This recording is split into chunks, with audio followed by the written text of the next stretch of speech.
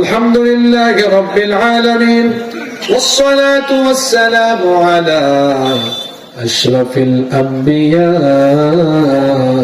والمرسلين ربنا ظلمنا أنفسنا وإن لم تغفر لنا وترحمنا لنكونن من الخاسرين ربنا لا تزغ قلوبنا بعد إذ هديتنا وهب لنا من لدنك رحمة إنك أنت الوهاب رب العالمين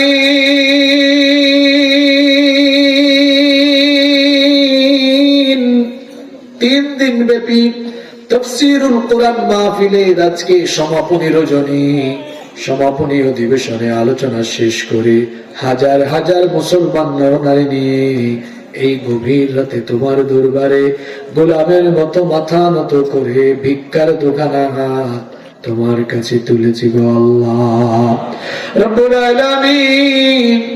আমরা যারা হাত তুলেছি জীবনে কম হোক বেশি হোক সবাই আমরা গুনাহ করে ফেলেছি।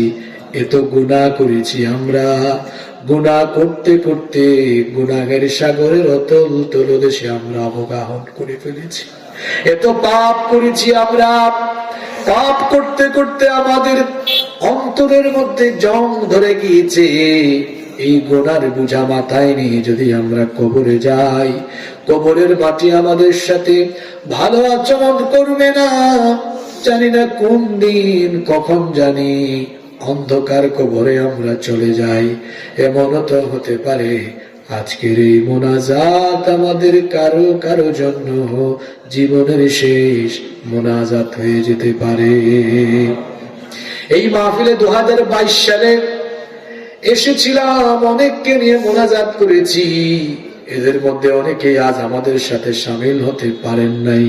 কতজন আমাদেরকে ছেড়ে চলে গেলে, আমরাও না জানি কখন চলে যাই। এই গুনাহ নিয়ে যদি আমরা অন্ধকার কবরে যাই, কবরের মাটি আমাদের সাথে ভালো আচরণ করবে না। রব, চক্ষু বন্ধ করে যখন অতীতের গুনাহগুলো স্মরণ করার চেষ্টা করি, এমন এমন গুনাহের কথা মনে পড়ে, যে গুনাহের কথা মনে পড়লে তোমার জাহান্নামের আযাবের ভয়ে আমাদের কলিজা কেঁপে ওঠে। এত পাপ আমাদের জীবনে, এত গুনাহ। ও মালিক, এত গুনাহ থাকার পরেও আজ কেন হাত তুললাম? এর কারণ হলো একটা, আমরা জানি আমাদের গুনাহের পরিমাণ অনেক বেশি, কিন্তু আমরা এটাও জানি আমাদের গুনাহের চাইতে তোমার দয়ার পরিমাণ আরো বহু গুণে বেশি। ও মালিক, সন্তান যদি মা বাবার সাথে বেয়াদবি করে, এরপরে সন্তান যদি বাড়িতে না আসে, মা বাবার ভয়ে যখন সে বাড়ি না আসে, যদি সে সন্ধ্যাবেলা বা 1-2 দিন পরে বাড়িতে আসে, মা বাপ তখন রাগ অভিমান নিয়ে থাকতে পারে না, আদর করে সন্তানকে বুকে নিয়ে নেয়। মালিক, মা বাবার চাইতে তো তোমার দয়া মায়া রহমতের পরিমাণ আরো বহু গুণে বেশি। আমরা গুনাহ করে ফেলেছি, গুনাহ করার পরে আমরা তোমার রহমতের দরজায় এসে ভিক্ষুকের মতো হাত পেতে আছি। আল্লাহ, তুমি কি আমাদের গুনাহ ক্ষমা করে দিয়ে আমাদেরকে আজ তুমি তোমার রহমতের কোলে তুলে নিতে পারো না?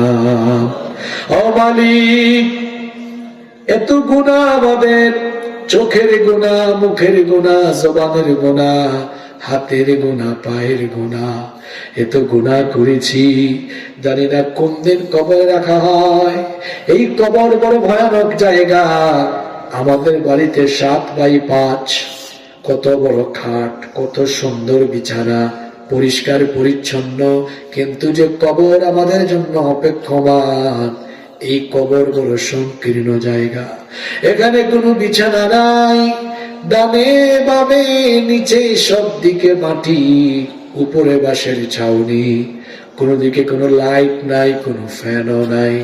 আছে পোকা মাকড়, আছে সেখানে সাপ বিচ্ছু, আছে ধুলা বালু, আছে পোকা মাকড়, আছে সেখানে কাদামাটি।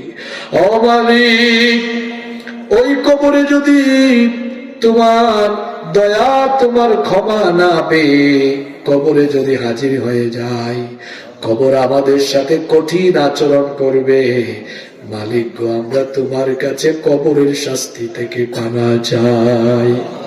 এত গুনাহ করেছি আমরা, গোপনে গোপনে এমন গুনাহ আমরা করেছি যেটা আমাদের বাপ মা ভাই বোন কেউ জানে না, দুনিয়ার কেউ জানে না। কিন্তু কেউ না জানলেও তো তুমি সেই গুনার খবর জানো। এই গুনাহগুলো তুমি আমাদের কিয়ামতের দিনে ফাঁস করে দিয়ে হাজার হাজার কোটি মানুষের সামনে আমাদেরকে তুমি বেইজ্জত করে দিও না। রব্বুল আলামিন, গোপনে গোপনে যে গুনাহ করেছি সেগুলো গোপনে গোপনে মাফ করে দাও। আজ আমরা তোমার কাছে তওবা করছি, আর জীবনে কোনোদিন আমরা গুনাহ করব না। আমরা এই ওয়াদা করছি, তওবা করছি। আল্লাহ তওবা কবুল করে নাও। আর আমাদের জীবনের সগীরা কবিরা, জানা অজানা যত গুনাহ আমরা করেছি, দয়া করে সব গুনাহ তুমি মাফ করে দাও। শয়তানের ধোঁকায় পড়ে আমরা কত ওয়াক্তের নামাজ ছেড়ে দিয়েছি, আর শয়তানকে হাসিয়েছি, শয়তানকে খুশি করেছি। আল্লাহ, আজকে তওবা করলাম, আর তার পাশাপাশি ওয়াদা করলাম আর কোনদিন নামাজ ছাড়বো না। মালিক, আমাদেরকে 5 ওয়াক্ত নামাজ জামাতের সাথে আদায় করার তৌফিক দিয়ে দাও। পর্দায় থাকা আমার মা বোনরা যারা আমার সাথে হাত তুলেছেন, তাদেরকেও 5 ওয়াক্তের নামাজি বানিয়ে দাও। আল্লাহ, আমাদের স্ত্রী আর সন্তানদেরকে তুমি আমাদের জন্য চক্ষু শীতলকারী বানিয়ে দাও। আমাদের যাদের ছেলে মেয়ে আছে, আমাদের ছেলে মেয়েদেরকে মুত্তাকি পরহেজগার বানিয়ে দাও। এখানে অনেক ভাইয়েরা আর মহিলা প্যান্ডেল থেকে অনেক বোনেরা হাত তুলেছেন। কত বছর হয়ে গেছে, বিয়ে শাদী হয়েছে, কিন্তু এখনো সন্তান হয় না। আল্লাহ, তুমি তাদের প্রত্যেককে সন্তান দাও। সন্তান দিয়ে তাদের কলিজাকে তুমি ঠান্ডা করে দাও। রব্বুল আলামিন, এই গভীর রাতে যখন তোমার কাছে হাত তুলেছি, মনে পড়ে গেল আমাদের জন্মদাতা প্রিয় বাবা এবং জনম দুঃখিনী মায়ের কথা। আহারে, এখানে অনেকে হাত তুলেছেন যাদের বাবা নাই। বাবার কথা মনে হওয়া মাত্রই ছোটবেলার দৃশ্যগুলো আমাদের স্মৃতিপটে চলে এসেছে। বাবা আমাদেরকে বটবৃক্ষের মতো আদর, স্নেহ, মমতা, ছায়া দিয়ে লালন পালন করেছেন। বাবা যখন সন্তানকে খাবার খেতে নিয়ে বসেছে, নিজে না খেয়ে সন্তানের মুখে খাবারের লোকমা তুলে নিয়েছে। মাঠে ঘাটে কনকনে ঠান্ডায়, কনকনে শীতে পরিশ্রম করেছে, চাষাবাদের কাজ করেছে। কত পরিশ্রম করে ভ্যান চালায়া, রিক্সা চালায়া, কত পরিশ্রম করে ক্ষেত খামারে কাজ করে আমাদের বাবা মা আমাদেরকে আমাদেরকে ভরণ পোষণ, খাওয়া দাওয়া, লেখাপড়া সব ব্যবস্থা করলো। মাথার ঘাম পায়ে ফেলে উপার্জন করে আমাদের সব কিছু ব্যবস্থা করলো।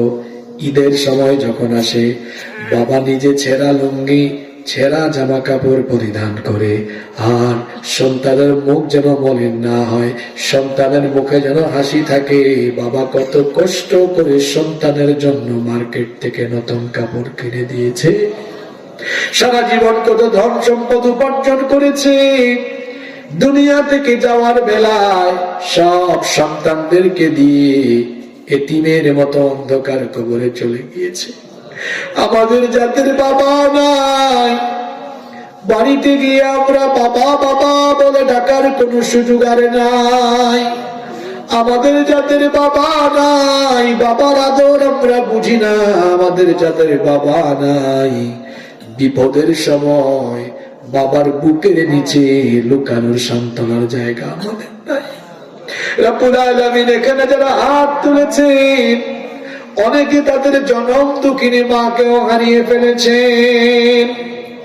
একটি অক্ষর মাত্র মা, কিন্তু মনে হয় যেন গোটা দুনিয়ার সকল মধু তুমি এই নামে ঢেলে দিয়েছ গো আল্লাহ। কত মধু মাখা, কত জাদু মাখাই নাম। মা মা বলে ডাক দিলেই কলিজা ঠান্ডা হয়ে যায়। কিন্তু আমাদের যাদের মা নাই, মা মা বলে ডেকে মনের জ্বালা মিটানোর কোন সুযোগ নাই। আহারে, আমাদের মা আমাদের জন্য কত কষ্ট করছে। একদিন আর 2 দিন নয়, একটানা 10 মাস 10 দিন কষ্টের পর কষ্ট, যাতনার পরে যাতনা সহ্য করে আমাদের মা আমাদেরকে পেটে ধারণ করেছেন। এই যে প্রচন্ড শীতের রাত, এই কনকনে ঠান্ডার রাতগুলোতে মানুষ লেপ কম্বল গায়ে দিয়ে কত আরাম করে ঘুমায়। কিন্তু আমরা যখন আমাদের মায়ের পেটে ছিলাম, আমাদের মা একটা রাত আরাম করে ঘুমাতে পারে নাই। সন্তান যখন মার পেটের ভেতরে নড়াচড়া গুতাগুতি করে, মায়ের তখন এমন বেদনা আরম্ভ হয়, কলিজাটা ছিঁড়ে যাওয়ার মতো অবস্থা হয়।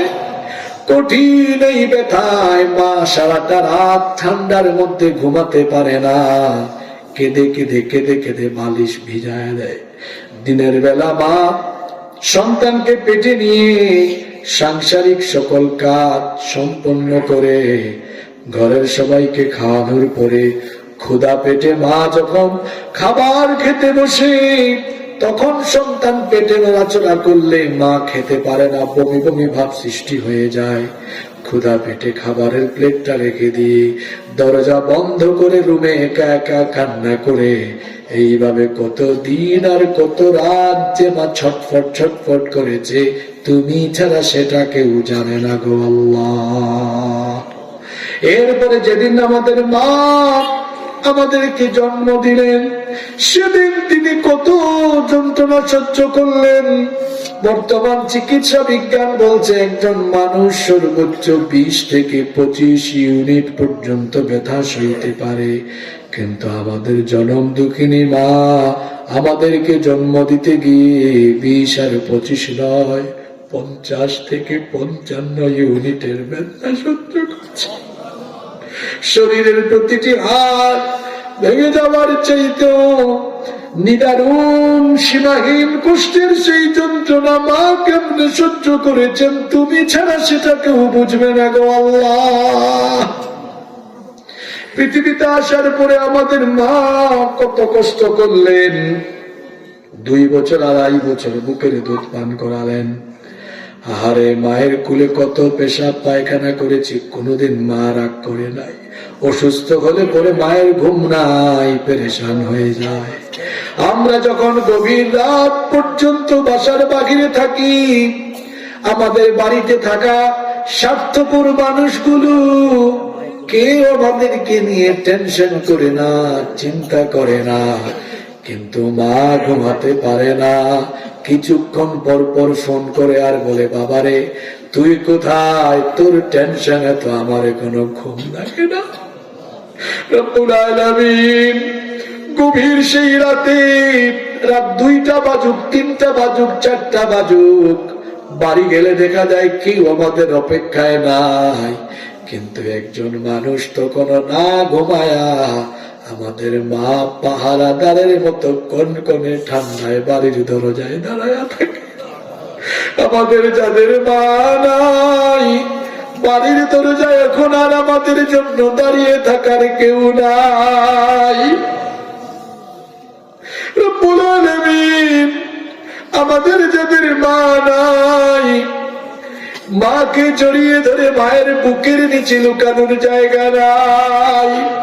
তাকিয়ে দেখো এখানে কত মানুষ মা হারিয়ে, বাপ হারিয়ে চোখের পানি ফেলে দিয়েছে।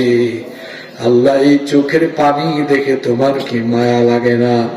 মালিক, আমরা যারা বাপ মা হারিয়ে ভিক্ষুকের মতো হাত তুলে চোখের পানি ছেড়ে দিয়েছি, আমাদের চোখের পানি দিয়ে আমাদের কবরবাসী মা বাবার কবরের জাহান্নামের আগুন তুমি চিরদিনের জন্য নিভিয়ে দাও।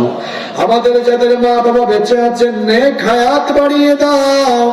যতদিন তারা বেঁচে থাকবেন আমাদেরকে আমাদের বাবা মায়ের খেদমত করার তৌফিক দিয়ে দাও।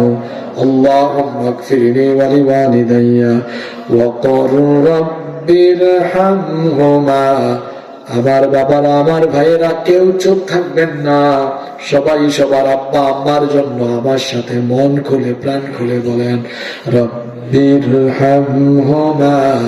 কামা রব্বায়ানি সগীরা, রব্বিরহামহুমা কামা রব্বায়ানি সগীরা। রব্বুল আলামিন, আমাদের আত্মীয় স্বজন যারা কবরে চলে গিয়েছেন তাদেরকে মাফ করে দাও। এই খাদুনি গ্রামে কবরস্থানে যত মুর্দেগান শায়িত, কবরস্থানের সকল মুর্দেগানদের কবরের আযাব মাফ করে দাও। আমাদের মধ্যে যারা অসুস্থ তাদেরকে শিফা দান করে দাও। আমাদের অভাব অনটন দূর করে দাও। যারা ঋণগ্রস্ত, ঋণ পরিশোধের তৌফিক দাও। আমাদের চাকরি বাকরি ব্যবসা বাণিজ্যে বরকত দাও, রিজিকে বরকত বাড়িয়ে দাও। আমাদেরকে হালাল উপায়ে উপার্জনের তৌফিক দাও। মহিলা প্যান্ডেলে হাজার হাজার মা বোনেরা আমার সাথে হাত তুলেছেন। আল্লাহ, আমার মা বোনদের জীবনের গুনাহগুলো মাফ করে দাও। তাদেরকে 5 ওয়াক্তের নামাজি বানিয়ে দাও। পর্দায় থাকার তৌফিক দাও। আমার নিঃসন্তান মা বোনদেরকে সন্তান নামক নেয়ামত দিয়ে ধন্য করে দাও। এই মাহফিলকে কবুল করে নাও। এই গ্রামবাসী সবাই স্বতঃস্ফূর্ত ভাবে এই মাহফিলে সহযোগিতা করেছেন। হাজার হাজার নারী পুরুষ এই মাহফিলে দান সদকা করেছেন। আল্লাহ, সবার দান সদকা কবুল করে নাও। এই মাদ্রাসাকে কবুল করে নাও। এই মাদ্রাসায় যারা খেদমত করেন, যারা আসাতিজায়ে কেরাম আছেন, শিক্ষক, সবাইকে মাফ করে দাও। ছাত্রদেরকে কবুল করে নাও। আজকে যাদেরকে পাগড়ি দেওয়া হলো তাদেরকে গবেষক আলেম হওয়ার তৌফিক দিয়ে দাও। রাসেল ভাই, বিপ্লব ভাই সহ যে সকল যুবকেরা এই মাহফিলের জন্য পরিশ্রম করেছেন, আমার ভাইদেরকে মাফ করে দাও। আল্লাহ, আমার ভাইদেরকে আজীবন তুমি দ্বীনের খেদমতের জন্য কবুল করে নাও। মাহফিলের 3 দিন যারা সভাপতি ছিলেন, প্রধান অতিথি ছিলেন, অতিথি ছিলেন, আলোচক ছিলেন, সবাইকে মাফ করে দাও। রব্বুল আলামিন, মনের যত কথা বলতে পারলাম না সেগুলো তুমি কবুল করে নাও। আমার সাথে যারা আমিন আমিন বলছেন তাদের প্রত্যেকের হৃদয়ের সকল আকুতি আর ফরিয়াদ তুমি কবুল করে নাও। ও মালিক, এই কনকনে ঠান্ডার কুয়াশার রাতে জীবনের ঝুঁকি নিয়ে আমরা রাস্তায় চলাফেরা করি, বড় এতিমের মতো চলি। তুমি ছাড়া আমাদের কোনো অভিভাবক নাই, তুমি ছাড়া কোনো হেফাজতকারী নাই। 3 দিন আগে তো একেবারে মৃত্যু থেকেই তুমি খাস মেহেরবানিতে বাঁচিয়ে দিয়েছো। অ্যাক্সিডেন্ট করে একেবারে মরেই যাচ্ছিলাম, মৃত্যুর পর থেকে ফিরিয়ে এনেছো।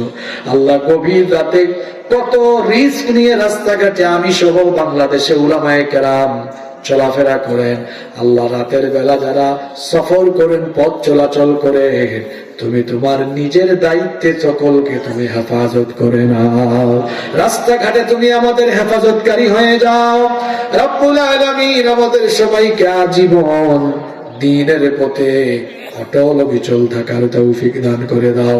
সাল্লাল্লাহু তাআলা আলা খায়রি খালকিহি মুহাম্মাদিন ওয়া আলিহি ওয়া আসহাবিহি আজমাইন بفضل سبحان ربك رب العزة عما يصفون وسلام على المرسلين والحمد لله رب العالمين. وجاء الآخر كلامنا عند الموت لا إله إلا الله محمد رسول الله.